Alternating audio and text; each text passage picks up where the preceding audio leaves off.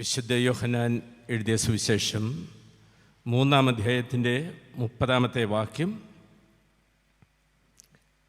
വിശുദ്ധ ലൂക്കോസ് എഴുതിയ സുവിശേഷം 3-ാം അധ്യായത്തിൻ്റെ 7-8 വാക്യങ്ങൾ. വിശുദ്ധ യോഹന്നാൻ എഴുതിയ സുവിശേഷം 3-ാം അധ്യായം 30-ാം വാക്യം. അവൻ വളരേണം, ഞാനോ കുറയണം എന്ന് ഉത്തരം പറഞ്ഞു. വിശുദ്ധ ലൂക്കോസ് എഴുതിയ സുവിശേഷം 3-ാം അധ്യായത്തിൻ്റെ 7-8 വാക്യങ്ങൾ.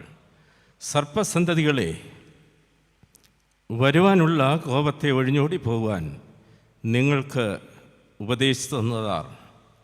മാനസാന്തരത്തിന് യോഗ്യമായ ഫലം കായ്പീൻ. മാനവ സമൂഹം മുഴുവൻ ഒരേ തോണിയിൽ യാത്ര ചെയ്യുന്ന വളരെ അസാധാരണമായ ഒരു സാഹചര്യത്തിലാണ് നാം ആയിരിക്കുന്നത്. കോവിഡ് എന്ന മഹാമാരി ലോകത്തെ മുഴുവൻ ഗ്രസിച്ചുകൊണ്ടിരിക്കുന്നു. നമുക്കൊന്നിനും സമയമില്ലായിരുന്നു. ഭവനങ്ങളിലിരുന്ന് ജോലി ചെയ്യുമ്പോൾ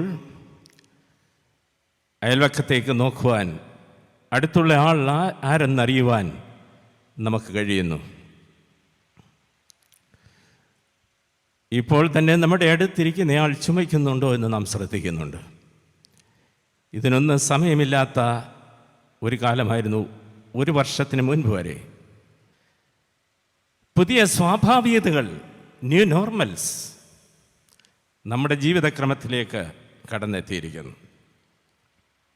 അങ്ങനെ വ്യത്യസ്തമായിട്ടുള്ള ഒരു കാലയളവിലാണ് 126ാമത് മാരാമൺ കൺവെൻഷനിലെ വചനക്കേൾവിക്കായിട്ട് നാം ഒത്തുകൂടുന്നത്. ആരോഗ്യ പ്രവർത്തകർക്ക്, കോവിഡ് പോരാളികൾക്ക് എൻ്റെ പ്രാർത്ഥനയുടെ പൂച്ചെണ്ടുകൾ. ഈ ഒരാഴ്ചത്തെ വചനക്കേൾവികൾ നമ്മെ നിരീക്ഷിച്ചുകൊണ്ടിരിക്കുന്ന, സഹായിക്കാൻ കഴിയുന്ന ദൈവത്തിലുള്ള അചഞ്ചലമായിട്ടുള്ള വിശ്വാസവും ധൈര്യവും പ്രത്യാശയും ഉറപ്പുവരുത്തുന്നതായിരിക്കണം. ദൈവവചന കേൾവിയെക്കുറിച്ച് കർത്താവ് പഠിപ്പിച്ച ഏറ്റവും സുന്ദരമായിട്ടുള്ള ഉപമയാണ് വിതയ്ക്കുന്നവൻ്റെ ഉപമ. വിത്ത് ഏറ്റവും സുന്ദരമായിട്ടുള്ളൊരു സാദൃശ്യമാണ്. കർഷകൻ പ്രതീക്ഷയോടുകൂടിയാണ് വിത്ത് വിതച്ച ശേഷം കാത്തിരിക്കുന്നത്. ദിവസങ്ങൾ കഴിയുമ്പോൾ ഇതിന് നാൻ പോരും, അത് വളരും, ഫലമുളവാക്കും. യേശു പഠിപ്പിച്ച മർക്കോസിൻ്റെ ശേഷം 4-ാം അധ്യായത്തിലെ ഏറ്റവും സുന്ദരമായിട്ടുള്ള ഉപമയാണ് വിത്തിൻ്റെ ഉപമ. ജന്മം കൊണ്ട് തച്ചനെങ്കിലും കർമ്മം കൊണ്ട് ഒരു കൃഷിക്കാരൻ്റെ ചാതുര്യത്തോടു കൂടിയാണ് കർത്താവ് സുവിശേഷങ്ങളിൽ മുഴുവൻ എത്രയോ കാർഷിക മേഖലയിൽ നിന്ന് അടർത്തിയെടുത്തതായിട്ടുള്ള സുന്ദരമായിട്ടുള്ള ഉപമകൾ രേഖപ്പെടുത്തിയിരിക്കുന്നത്. വിത്ത് വിതയ്ക്കുന്നതിൻ്റെ ഉപമയും, മുന്തിരിവള്ളിയുടെ ഉപമയും, ഗോതമ്പ് മണിയുടെ ഉപമയും എല്ലാം യേശു പഠിപ്പിച്ചു. ഒരു കർഷകൻ്റെ ചാതുര്യത്തോടുകൂടി യേശു പഠിപ്പിക്കുന്നത്, വിതയ്ക്കുമ്പോൾ ചിലത് വഴിയരികെ വീണു, ചിലത് മുള്ളിനടിയിൽ വീണു. മുള്ളിനിടയിൽ വീണത് ഈ ഞെരിഞ്ഞു പോയി. വഴിയരികിൽ വീണത് കിളിപ്പാൻ ശ്രമിച്ചെങ്കിലും വേരുറപ്പ് സാധ്യമായില്ല. നല്ല നിലത്ത് വീണ വിത്ത് ഏറ്റവും സുന്ദരമായി വളർന്ന് ഫലം കായ്ച്ചു.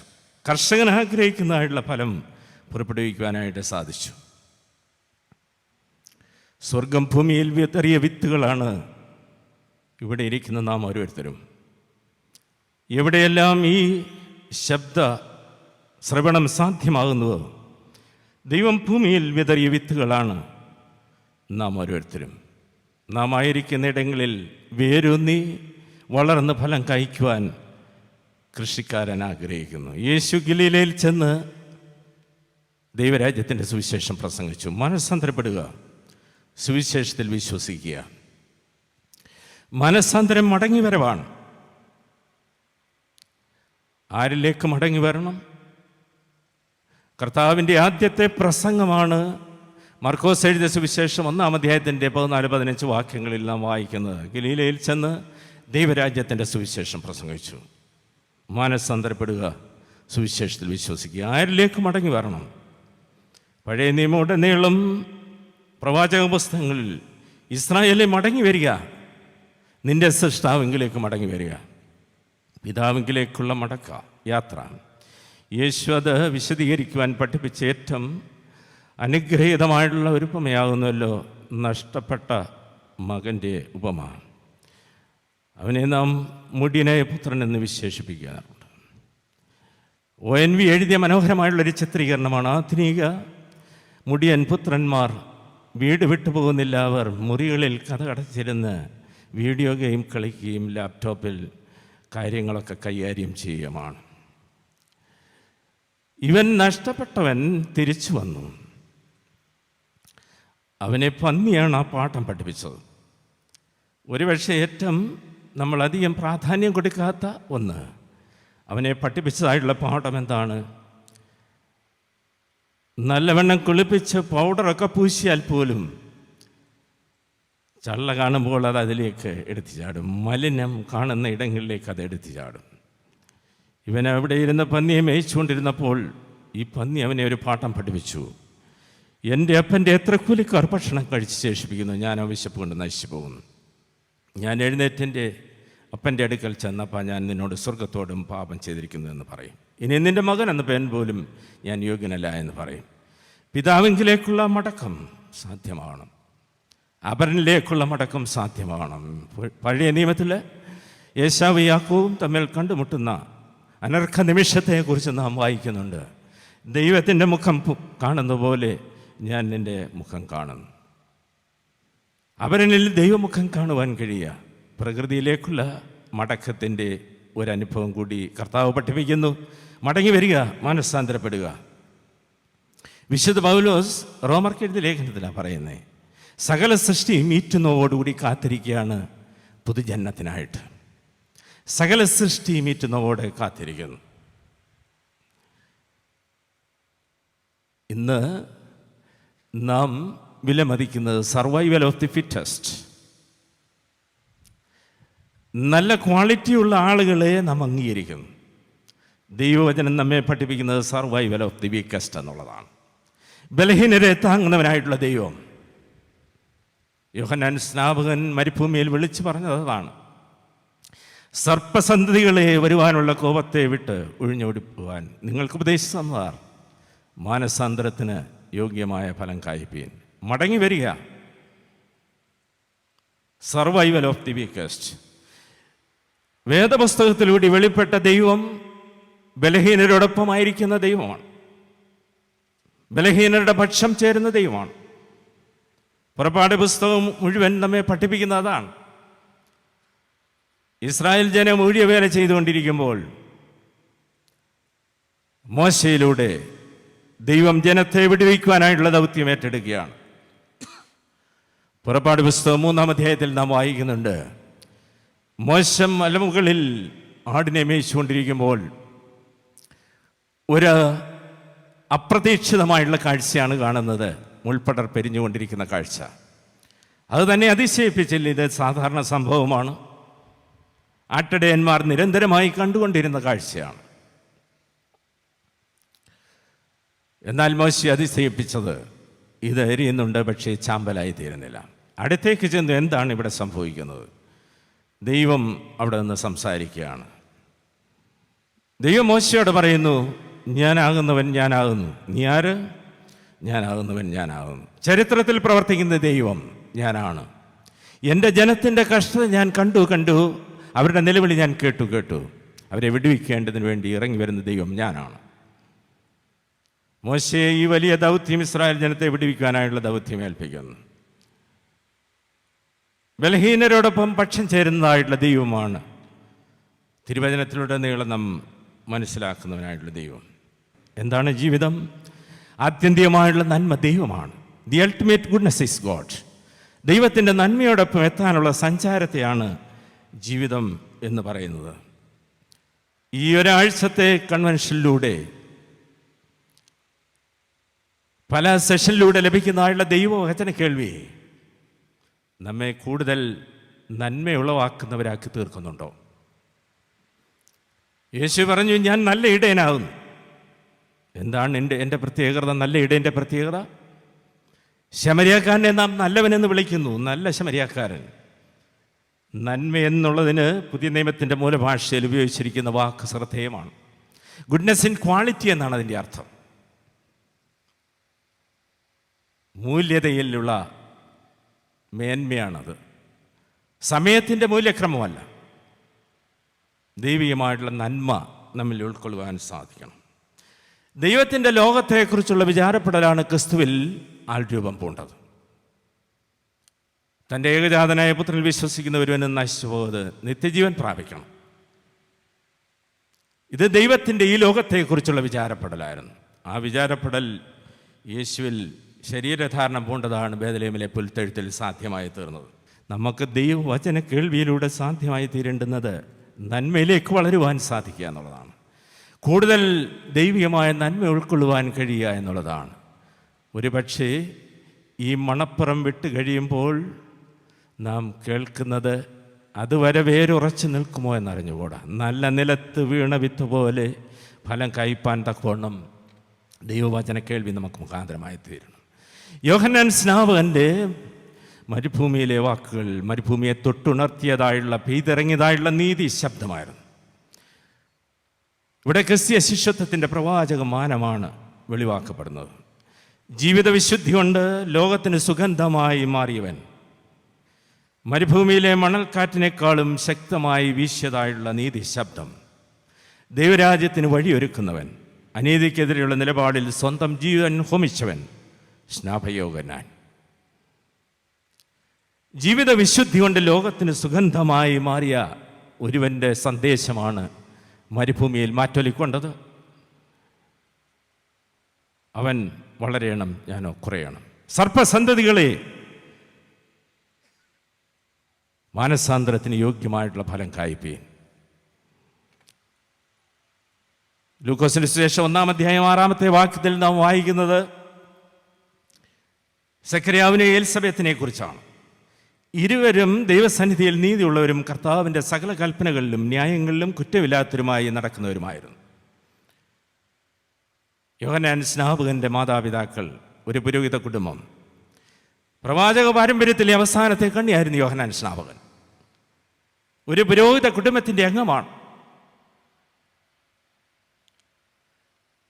ഹെരോദാവിന് നേരെ വിരൽ ചൂണ്ടിയതായുള്ള ശക്തനായവൻ. ഈ മൂല്യബോധം യോഹന്നാൻ സ്നാപകന് എവിടെ നിന്നാണ് ലഭ്യമായത്? തൻ്റെ കുടുംബ പശ്ചാത്തലത്തിൽ നിന്നാണ്. സക്കറിയ പുരോഹിതനെക്കുറിച്ചും എലിസബത്തിനെക്കുറിച്ചും പറയുന്നത് ഇരുവരും ദൈവസന്നിധിയിൽ നീതിയുള്ളവരായിരുന്നു, കർത്താവിൻ്റെ സകല കൽപ്പനകളിലും ന്യായങ്ങളിലും കുറ്റമില്ലാത്തവരുമായി നടക്കുന്നവരുമായിരുന്നു. ഒരു പുരോഹിത കുടുംബത്തിന് ചാർത്തുവാൻ കഴിയുന്ന ഏറ്റവും സുന്ദരമായിട്ടുള്ള വാക്കുകൾ. യോഹന്നാൻ എന്നുള്ള വാക്കിൻ്റെ അർത്ഥം ദൈവം കൃപാലുവാകുന്നു, ദി ഗിഫ്റ്റ് ഓഫ് ഗോഡ്, ദൈവത്തിൻ്റെ ദാനം. ഈ അർത്ഥങ്ങളുണ്ട്. സക്കറിയ പുരോഹിതൻ ദൈവാലയത്തിൽ പ്രാർത്ഥിച്ചുകൊണ്ടിരുന്നപ്പോൾ, ധൂപം വീശുമ്പോൾ ജനം പുറത്ത് പ്രാർത്ഥിച്ചുകൊണ്ടിരുന്നു. ഈ ദൈവിക ദാനത്തോടുള്ള ദി ഗിഫ്റ്റ് ഓഫ് ഗോഡ്, യോഹന്നാൻ എന്ന വാക്കിൻ്റെ അർത്ഥം, ഈ ദൈവിക ദാനത്തോടുള്ള ക്രിയാത്മകമായുള്ള പ്രതികരണമാണ് യോഹന്നാൻ്റെ നീതി ശബ്ദം. വിശുദ്ധ ലൂക്കോസ് സുവിശേഷം 3-ാം അധ്യായം 10-14 വാക്യങ്ങളിൽ 10 മുതൽ 14 വാക്യങ്ങളിൽ പറയുന്നു, യോഹന്നാൻ സ്നാപകൻ്റെ പ്രസംഗം കേട്ടതായുള്ള ആളുകൾ ചെന്ന് ചോദിക്കുകയാണ്, ഞങ്ങൾ എന്ത് ചെയ്യണം? പുരുഷാരം ചോദിക്കുന്നു. യോഹന്നാൻ സ്നാപകൻ പറയുന്നു, 2 വസ്ത്രമുള്ളവൻ ഇല്ലാത്തവന് കൊടുക്കട്ടെ, ഭക്ഷണ സാധനങ്ങൾ ഉള്ളവരും അങ്ങനെ തന്നെ ചെയ്യട്ടെ. ചുങ്കക്കാരും സ്നാനമേൽപ്പാൻ വന്നു. ഗുരു, ഞങ്ങൾ എന്ത് ചെയ്യണം? നിങ്ങളോട് കൽപ്പിച്ചതിലധികം ഒന്നും പിരിക്കരുത്. പടജനവും യോഹന്നാൻ്റെ അടുക്കൽ വന്ന് ചോദിച്ചു, ഞങ്ങൾ എന്ത് ചെയ്യണം? ആരെയും ബലാത്കാരം ചെയ്യാതെയും ചതിയായി ഒന്നും വാങ്ങാതെയും നിങ്ങളുടെ ശമ്പളം മതി എന്ന് വെപ്പീൻ.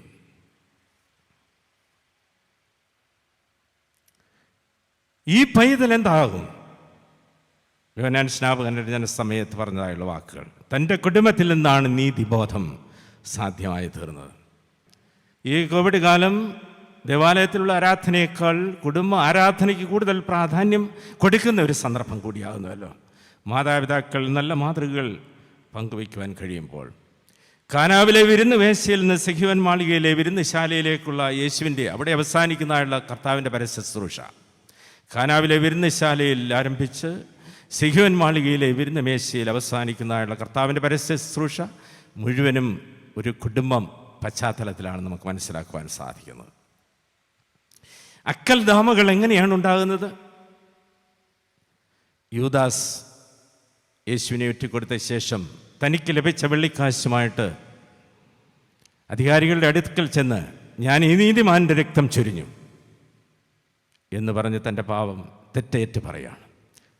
അപ്പോൾ അധികാരികൾ ചോദിച്ചു, സോ വാട്ട്? അത് ഞങ്ങൾക്കെന്ത്? നീ നിൻ്റെ പണി പോയി നോക്ക്. അവൻ കൊണ്ടത് എറിഞ്ഞു കളഞ്ഞു. അതിന് രക്തനിലം എന്ന് പേർ വിളിക്കപ്പെടുന്നു. എൻ്റെ ഹൃദയവയലിൽ അവരൻ്റെ രക്തം വീഴുമ്പോൾ അത് രക്തനിലമായിട്ട് മാറുകയാണ്. ഇവിടെയാണ് നീതി നിർവചിക്കപ്പെടേണ്ടുന്നത്. എൻ്റെ ഹൃദയവയലിൽ അവരൻ്റെ രക്തം വീഴുമ്പോൾ അത് രക്തനിലമായിട്ട് മാറ്റപ്പെടുകയാണ്. അനുതപിക്കുന്നവനെ ആലിംഗനം ചെയ്യുവാൻ കഴിയുന്ന, തിരിച്ചു വരുന്നവനെ സ്വന്തം പുത്രനായി സ്വീകരിക്കുവാൻ കഴിയുന്ന പിതാവിൻ്റെ സ്നേഹം. അങ്ങനെ നമ്മുടെ അക്കൽദാമയിൽ, നിസ്സംഗതയിൽ, സോ വാട്ട്, എനിക്കെന്ത്? എൻ്റെ അക്കൽദാമയിൽ ഉത്ഥാന മഹോത്സവത്തിൻ്റെ ശാന്തിയുടെ ലില്ലിപ്പൂക്കൾ വിരിയുവാൻ കഴിയുമ്പോഴാണ് ജീവിതം സുന്ദരവും സുരഭിലവുമായി തീരുവാനായിട്ട് സാധിക്കുന്നത്. ലോകം നമുക്ക് നേരെ മുഖം തിരിക്കുമ്പോൾ അഭയം കണ്ടെത്തുവാൻ കഴിയുന്ന ഇടമാണ് കുടുംബം. സക്കറിയാവ്, എലിസബത്ത്, ഒരു പുരോഹിത കുടുംബം. ആ പുരോഹിത കുടുംബത്തിലെ ഒരംഗമായി യോഹന്നാൻ സ്നാപകൻ ജനിക്കുന്നു. പ്രവാചക പാരമ്പര്യത്തിൻ്റെ അവസാനത്തെ കണ്ണി, രാജാവിനോട് തെറ്റാണെന്ന് പറയുവാൻ കഴിഞ്ഞ പ്രവാചകൻ. 4 ചിന്തകൾ. ഒന്ന്, ദൈവവിളിയെക്കുറിച്ച് വ്യക്തത ലഭിച്ച പ്രവാചകനായിരുന്നു യോഹന്നാൻ സ്നാപകൻ. ദൈവവിളിയെക്കുറിച്ച് വ്യക്തത ലഭിച്ച പ്രവാചകൻ. ലൂക്കോസ് 3-ാം അധ്യായം 2-ാം വാക്യത്തിൽ നമ്മൾ വായിക്കുന്നുണ്ട്, മരുഭൂമിയിൽ വെച്ച് ദൈവത്തിൻ്റെ അരുളപ്പാട് അവനുണ്ടായി, കർത്താവിൻ്റെ വഴി ഒരുക്കുവീൻ, അവൻ്റെ പാത നിരപ്പാക്കുവീൻ. യോഹന്നാൻ സ്നാപകനെക്കുറിച്ച് പറയുന്നത്, ഒട്ടകരോമം കൊണ്ടുള്ള ഉടുപ്പ് ധരിച്ച് വെട്ടുക്കിളിയും കാട്ടുതേനും ഭക്ഷിച്ച് മരുഭൂമിയിൽ മണൽക്കാറ്റിനേക്കാളും ശക്തിയായി ആഞ്ഞടിച്ചതായുള്ള ശബ്ദം, കൊടുങ്കാറ്റ്, നീതിയുടെ പ്രവാചകൻ, സർപ്പസന്തതികളെ വരുവാനുള്ള കോപത്തെ ഒഴിഞ്ഞോടി പോകാൻ നിങ്ങൾക്ക് ഉപദേശിച്ചു തന്നാർ, മാനസാന്തരത്തിന് യോഗ്യമായ ഫലം കായ്പീൻ. ഈ കാലഘട്ടത്തിൽ സഭയെ വിളിച്ചാക്കിയിരിക്കുന്നത് ദൈവരാജ്യത്തിൻ്റെ സുവിശേഷം വിളിച്ചറിയിക്കാൻ വേണ്ടിയാണ്. ദൈവവിളി, ദൈവത്തോടുള്ള വിധേയത്വം, ദൈവവിളി നമ്മുടെ ജീവിതവുമായി ബന്ധിപ്പിച്ച് നമ്മുടെ സാക്ഷ്യ നിർവഹണത്തെ ക്രമീകരിപ്പാൻ സാധിക്കുക. യോഹന്നാൻ സ്നാപകനെ സംബന്ധിച്ചിടത്തോളം ദൈവവിളിയെക്കുറിച്ചുള്ള വ്യക്തത ലഭിച്ച പ്രവാചകനായിരുന്നു യോഹന്നാൻ സ്നാപകൻ. ലൂക്കോസിന് ശേഷം 5-ാം അധ്യായത്തിൽ നമ്മൾ വായിക്കുന്നുണ്ട്, ശിമോൻ പത്രോസിന് ലഭിച്ചതായുള്ള യേശുവിൻ്റെ വിളി, നീ എന്നെ അനുഗമിക്കുക, നിന്നെ വിട്ടിട്ട് എന്നെ അനുഗമിക്കുക എന്നാണ് അതിൻ്റെ അർത്ഥം. നിന്നെ ഉപേക്ഷിച്ചിട്ട് എന്നെ അനുഗമിക്കുക, വലയും പടവും വിട്ട് എന്നെ അനുഗമിക്കുക എന്നുള്ളതിൻ്റെ അർത്ഥം അതാണ്. The invasion of God's grace, ദൈവകൃപയുടെ കടന്നുകയറ്റമാണ് യേശു പത്രോസിൻ്റെ പടകിൽ കയറിയതിലൂടെ സാധ്യമായി തീർന്നത്. പത്രോസിൻ്റെ അനുവാദം ഒന്നും കൂടാതെയാണ് ഈ പടകിൽ രാത്രി മുഴുവൻ അധ്വാനിച്ചിട്ട് ഒന്നും ലഭിക്കാതെ വല കഴുകിക്കൊണ്ട് നിൽക്കുമ്പോൾ തങ്ങൾ യാത്ര ചെയ്താലുള്ള പടക് കരയ്ക്ക് അടുപ്പിച്ചിട്ട് നിൽക്കുന്നു. അതിൽ യേശു കയറിയിട്ട് പത്രോസും കൂടെ കയറി കാണും, കരയിൽ നിന്ന് അല്പം നീക്കണമെന്ന് പറയുന്നു. The invasion of God's grace. നമ്മുടെ ജീവിതത്തിൽ ദൈവ കൃപയില്ലാതെ ഒന്നും സംഭവിക്കുന്നില്ല. നാം ഇവിടെ ആയിരിക്കുന്നത് ദൈവകൃപയുടെ അനന്തമായിട്ടുള്ള അനുഗ്രഹമാണ്. ആ ദൈവകൃപയോട്, ദൈവവിളിയോട് ക്രിയാത്മകമായിട്ട് പ്രതികരിക്കുവാൻ സാധിക്കുക. എന്നാൽ ഈ പത്രോസ് ഒരു സ്നൂസിങ് ഡിസൈപ്പിളായി, ഗേത്സമനയിൽ നിന്ന് കൂർക്കം വലിക്കുന്നവൻ. യേശു കുരിശിനെ സ്വീകരിക്കുവാൻ പ്രാർത്ഥിച്ചുകൊണ്ടിരിക്കുമ്പോൾ കൂർക്കം വലിക്കുന്നതായിട്ടുള്ള ഒരു Pathros, snoozing disciple. He followed Jesus at a distance. Disciple at a distance, കുറച്ച് അകലം വിട്ട് പിൻചെല്ലുന്നവനായിട്ടാണ് അവനെ നാം കാണുന്നത്. Disciple who denies his master, തൻ്റെ യജമാനനെ തള്ളിപ്പറയുന്നവൻ. ദൈവവിളിയോട് ക്രിയാത്മകമായിട്ട് പ്രതികരിക്കുവാൻ കഴിയുക. നാം ഈ ദിവസങ്ങളിൽ കേൾക്കുന്ന ദൈവവചനത്തിലൂടെ നമ്മോട് നിരന്തരമായി സംവാദിച്ചു കൊണ്ടിരിക്കുന്നതാണ് ദൈവവിളി, അതിനോടുള്ള ക്രിയാത്മകമായ പ്രതികരണം. അവനെ ജീവനിലേക്ക് നയിക്കുവാൻ കർത്താവ് പറഞ്ഞു, യോഹന്നാൻ 10-ാമത്തെ വാക്യത്തിൽ, നിങ്ങൾക്ക് ജീവൻ ഉണ്ടാകുവാൻ, സമൃദ്ധിയായിട്ടുള്ള ജീവൻ ഉണ്ടാകുവാനാണ് ഞാൻ വന്നത്. യോഹന്നാൻ സ്നാപകൻ ഇത് ലഭിച്ചത് തൻ്റെ മാതാപിതാക്കളിൽ നിന്നാണ്. നീതിയുള്ള ഒരു കുടുംബം, ഇരുവരും ദൈവസന്നിധിയിൽ നീതിയുള്ളവരും, സകല കൽപ്പനകളിലും ദൈവത്തിൻ്റെ കൽപ്പനകളിലും ന്യായങ്ങളിലും അനുസരിച്ച് നടക്കുന്നവരുമായ, സ്നേഹത്തിൽ അധിഷ്ഠിതമായുള്ള ജീവിതശൈലിയിലൂടെ ജീവിതത്തിന് അർത്ഥവും അനുഗ്രഹവും കണ്ടെത്തുവാൻ സാധിക്കണം. ദൈവത്തെ കണ്ടവർ അവരുടെ ജീവിതത്തിൽ ദിശ മാറി സഞ്ചരിച്ചവരാണ്. ദൈവം എല്ലാവരെയും കാണുന്നുണ്ട്, എന്നാൽ ദൈവത്തെ കണ്ടവരുടെ ജീവിതത്തിലെ ദിശ മാറി സഞ്ചരിച്ചവരാണ് വേദപുസ്തകത്തിലുടനീളം നാം കാണുന്നത്, ചരിത്രത്തിലുടനീളം കാണുന്നത്. അബ്രഹാമും മോശയും ഏലിയാവും പത്രോസും പൗലോസും എല്ലാം ദൈവത്തെ കണ്ടവരും അത് മുഖാന്തരം ജീവിതത്തിൽ ദിശ മാറി സഞ്ചരിച്ചവരാണ്. ദൈവവിളിയോടുള്ള ക്രിയാത്മകമായ പ്രതികരണം നൽകിയവരാണിവർ. ഒന്നാമതായിട്ട് ഞാൻ പറയാൻ ആഗ്രഹിച്ചത് ദൈവവിളിയെക്കുറിച്ചുള്ള വ്യക്തത ലഭിച്ചവൻ. നീതിപൂർവമായുള്ള ജീവിതത്തിന് ആവശ്യമായിരിക്കുന്നത് ദൈവവിളിയെക്കുറിച്ചുള്ള വ്യക്തതയാണ്. 2, രക്ഷകന് വേണ്ടി എരിഞ്ഞടങ്ങിയ ജീവിതമായിരുന്നു യോഹന്നാൻ സ്നാപകൻ്റെ ജീവിതം. യോഹന്നാൻ പറഞ്ഞു, യേശു യോർദാൻ കരയിലേക്ക് വരുമ്പോൾ പറഞ്ഞു, ഇതാ ലോകത്തിൻ്റെ പാപത്തെ ചുമന്നൊഴിക്കുന്ന ദൈവത്തിൻ്റെ കുഞ്ഞാട്. ഇത് കേട്ട തൻ്റെ ശിഷ്യന്മാർ യേശുവിനെ അനുഗമിക്കുന്നു. നിങ്ങൾ എന്തന്വേഷിക്കുന്നു? ഗുരു, നീ എവിടെ പാർക്കുന്നു? യേശുവിൻ്റെ 2 ശിഷ്യന്മാർ, ആദ്യ ശിഷ്യന്മാർ യോഹന്നാൻ സ്നാപകൻ്റെ ശിഷ്യന്മാരായിരുന്നു. കർത്താവിൻ്റെ വഴി ഒരുക്കുവിനെന്ന് മരുഭൂമിയിൽ വിളിച്ചു പറയുന്നവൻ്റെ ശബ്ദം ഞാനാകുന്നുവെന്ന് പറഞ്ഞ് രക്ഷകന് വേണ്ടി തൻ്റെ ജീവിതത്തെ ഹോമിച്ചായുള്ള യോഹന്നാൻ സ്നാപകൻ രക്ഷകനെ തിരിച്ചറിയുന്നത് ജീവിതത്തിൻ്റെ അതുല്യ അനുഭവമാണ്. റോമർക്കെഴുതിയ ലേഖനം 5-ാമത്തെ വാക്യം നാം വായിക്കുന്നത്, അവിടെ പറയുന്നുണ്ട് ക്രൂശ് എങ്ങനെയാണ് സമാധാനത്തിൻ്റെ ഇടമാകുന്നതെന്ന്. വിശ്വാസത്താൽ നീതീകരിക്കപ്പെട്ടിട്ട് നമ്മുടെ കർത്താവായ യേശു ക്രിസ്തു മുഖാന്തരം നമുക്ക് ദൈവത്തോട് സമാധാനമുണ്ട്. നീതീകരണം ദൈവം ക്രിസ്തുവിൽ സാധ്യമാക്കിയെങ്കിൽ, ദൈവം ക്രിസ്തുവിൻ്റെ ക്രൂശ് മരണത്തിലൂടെ നമുക്ക് സാധ്യമാക്കിയെങ്കിൽ, നാം ക്രിസ്തുവിൽ വസിക്കുന്നതാണ് സമാധാനമെന്ന് പറയുന്നത്. ലൂക്കോസിന് ശേഷം 19-ാം അധ്യായത്തിൽ അങ്ങനെ സമാധാനം അനുഭവിച്ച ഒരു വ്യക്തിയെക്കുറിച്ച് നമ്മളെ പഠിപ്പിക്കുന്നുണ്ട്. സക്കായി എന്ന റോമാ ഗവൺമെൻറ്റിൻ്റെ ഉദ്യോഗസ്ഥനാണ്. ജീവിതത്തിലെല്ലാം നേടിയവൻ. ധാരാളം പണം ഒരുപക്ഷെ ഉണ്ടായിരുന്നിരിക്കണം. അതുകൊണ്ടാണല്ലോ അത് വീതം വെച്ച് നൽകുന്നത്. പിന്നീട് യേശുവിനെ കണ്ടുമുട്ടിയപ്പോൾ അവനെ യേശുവിനെ അന്വേഷിച്ചു പോവുകയാണ്. ജീവിതത്തിലെല്ലാം നേടിയെങ്കിലും ആത്യന്തികമായിട്ടുള്ള എന്തൊന്നിനോ വേണ്ടി അന്വേഷണത്തിലായിരുന്നു. ആ അന്വേഷണമാണ് കാട്ടത്തിയിൽ കയറുവാനായിട്ട് അവനെ പ്രേരിപ്പിച്ചത്. അവിടെ ഇരുന്ന് യേശു തന്നെ കാണരുത്, തനിക്ക് യേശുവിനെ കാണുകയും ചെയ്യാം. യേശു അവനെ നേരത്തെ കണ്ടിരുന്നു. നീ വേഗം ഇറങ്ങി പോവുക, നിൻ്റെ വീട്ടിൽ ഞാൻ പാർക്കേണ്ടതാകുന്നു. അവൻ യേശുവിനെ കൈക്കൊണ്ടു. യേശുവിൻ്റെ സാമീപ്യം സക്കായിയെ സംബന്ധിച്ചിടത്തോളം രൂപാന്തരം നൽകുന്ന അനുഭവമായിരുന്നു. യേശു ഒന്നും അവനോട് പറഞ്ഞതായിട്ട് സുവിശേഷത്തിൽ പറയുന്നില്ല. എന്നാൽ യേശു അവിടെ ചെന്നപ്പോൾ പറഞ്ഞു, ഇന്ന് വീടിൻ്റെ രക്ഷയുണ്ടായി. എപ്പോൾ പറയുന്നു, ഞാൻ എനിക്കുള്ളത് പകുതി ദരിദ്രന്മാർക്ക് കൊടുക്കും, അന്യായമായിട്ട് വാങ്ങിച്ചിട്ടുള്ളത് ഞാൻ 10 മടങ്ങ് തിരിച്ചു കൊടുക്കും, 4 മടങ്ങ് തിരിച്ചു കൊടുക്കും.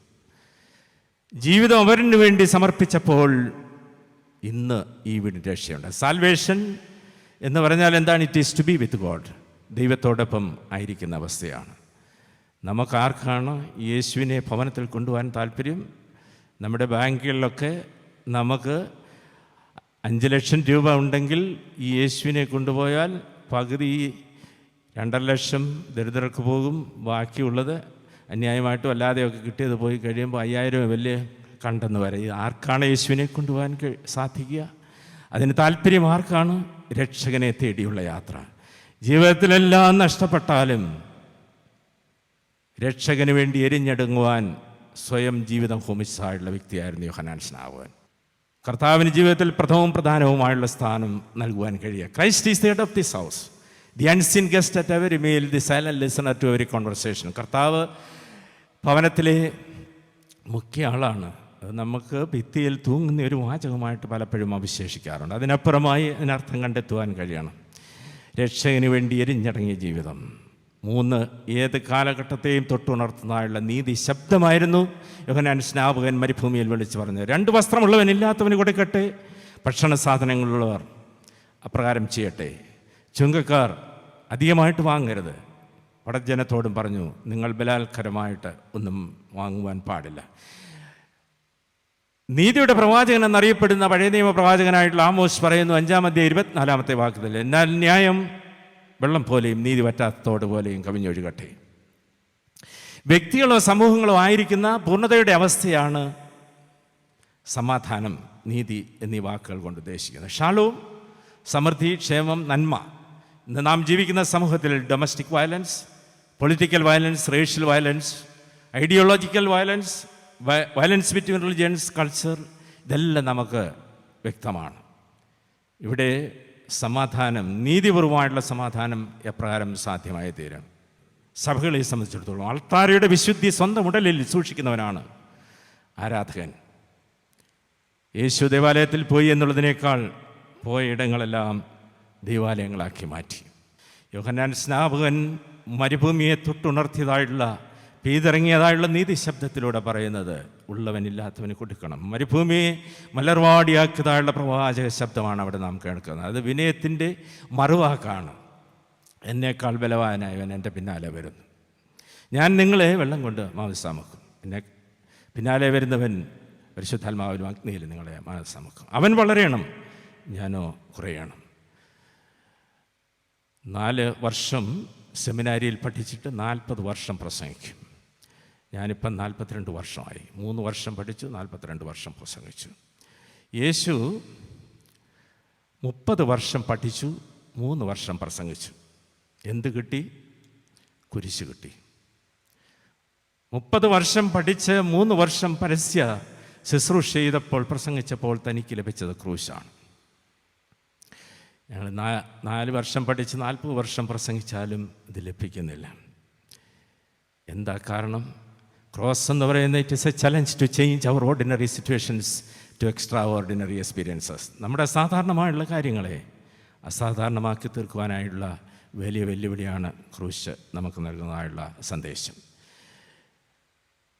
മരുഭൂമിയിൽ പെയ്തിറങ്ങിയ ഈ നീതി ശബ്ദം ദൈവരാജ്യത്തിന് ഒരുക്കുവാനുള്ള ശബ്ദമായിരുന്നു. അനീതിക്കെതിരെയുള്ള നിലപാടിൽ ജീവിതം ഹോമിച്ചവൻ്റെ ശബ്ദമായിരുന്നു. നീതിയുടെ പ്രവാചകൻ്റെ ശബ്ദമായിരുന്നു. വിനയത്തിൻ്റെ മറുവാക്കായിരുന്നു യോഹന്നാൻ സ്നാപകൻ. സഭ എവിടെയാണ്? ബലഹീനരുടെ പക്ഷമാണ്, കഷ്ടപ്പെടുന്നവൻ്റെ കൂടെയാണ്, ഇരയാക്കപ്പെടുന്നവൻ്റെ കൂടെയാണ്. സഭ ബലഹീനരുടെ പക്ഷം ചേരേണ്ടുന്ന സമൂഹമാണ്. ജീവിത വിശുദ്ധി കൊണ്ട് ലോകത്തിന് സുഗന്ധമായി മാറി യോഹന്നാൻ സ്നാപകൻ മരുഭൂമിയിലെ മണൽക്കാറ്റിനേക്കാൾ ശക്തമായി വീശിയ നീതി ശബ്ദം ഈ കാലഘട്ടത്തിൽ വസിക്കുന്ന ക്രിസ്തു സാന്നിധ്യമായി മാറേണ്ടുന്ന, കുദാശ സാന്നിധ്യമായി മാറേണ്ടുന്ന, ദൈവരാജ്യത്തിൻ്റെ സ്ഥാപനത്തിനായി ലോകത്തിൽ നിയോഗിക്കപ്പെട്ടിരിക്കുന്ന തിരുസഭയിലൂടെ നാം ജീവിക്കുന്ന സമൂഹത്തിൽ യാഥാർത്ഥ്യമായി തീരണം. അതിന് ദൈവത്തിൻ്റെ പരിശുദ്ധാത്മാവ് ഈ വചന കേൾവിയാൽ നമ്മെ ഓരോരുത്തരെയും ശക്തീകരിക്കുകയും സഹായിക്കുകയും ചെയ്യുമാറാകട്ടെ. ആമേൻ.